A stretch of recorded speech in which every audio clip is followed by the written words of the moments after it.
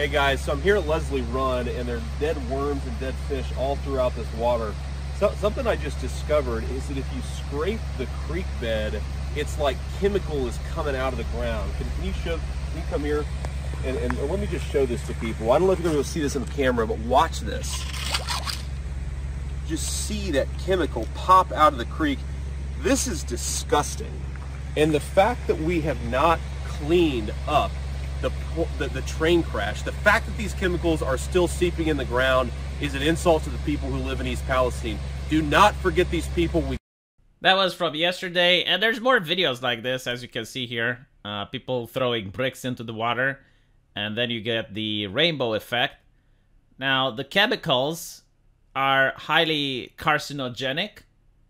I don't know what happens when the water goes up and starts raining down, but people are reporting dead fish and other animals that have perished because of this contamination, which has been addressed, believe it or not, by Mr. Buttigieg, who was complaining that there's too many white men working in transportation and had to stop the actual serious criticisms and move to more trivial stuff like this one.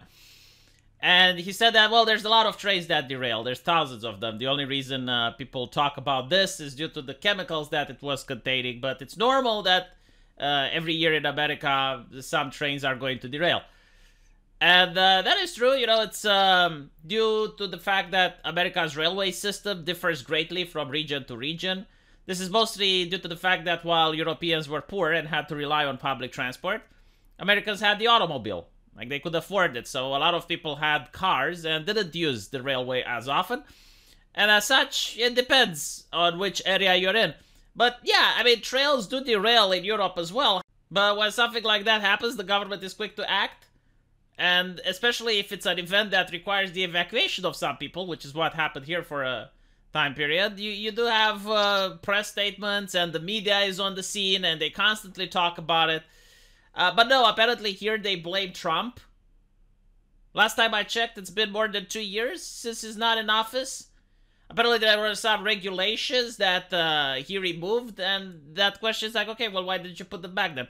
As of yet, the story isn't still made fully accessible to the public. Some people are saying that the train was classified as not carrying hazardous materials, even though it wasn't. Other people are saying that the train should have taken a different route. We don't know. Like, it's not being mentioned.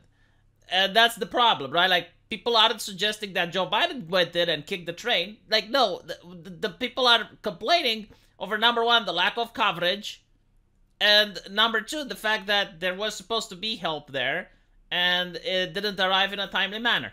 And finally, is the lack of explanation that is being given to people. So if you're saying that the water is safe, which probably it is, I mean, hey, you know, I'm not a chemist, but why do people get to see the rainbow effect in the water? Why are they dead fish? Why are people still complaining about the smell? Like, that would be something you should address, Mr. Buttigieg. Or maybe not Buttigieg, but someone, right? Like, they should talk about it. But for some reason, they don't seem to be very willing to talk about it. Like, if it's Trump's fault, you would expect that every single mainstream media outlet would be talking about it 24/7. I mean, if it's his fault that this catastrophe happened, then by all means, you know, talk away. Like, what regulations were there in place? That's another thing, right? Like, they keep saying there were regulations in place to prevent this, but the regulations are... Which ones? What happened? Why aren't they discussing about this? It's very interesting. And, you know, it is true. Like, this thing with trains derailing can happen. There was another one in Texas, as you can see. Detroit being another one. So, due to the situation in Ohio, the media is now a lot more responsive to these events. They're reporting them more often. I'm sure that they happened up till now, but most people weren't looking for them. However, now they are paying a little bit closer attention. The difference with Ohio is that the immense quantity of chemicals that was spilled is significant, and the fact that they decided to burn them caused other issues. From my understanding, they decided to burn them because if they let them in the tanks and there was a risk of explosion, then the gas would have been released in the atmosphere anyway, but the damage to the surrounding area would have been far greater. So what they decided to do instead was to dig a ditch drain the substance into the ditch, and then set it on fire.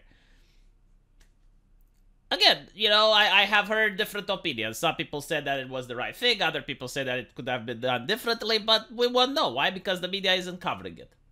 So, it is what it is. Very interesting, right? Like, your gas stove is a problem. Like, your gas stove can cause sickness. You should give away your gas stove, and you should move to electric. However, when it comes to this, Trump's fault, and that's it. Okay. Trump himself did it. Like, he was on the railway. Let me know what you guys think, and as usual, I will see you in the comment section.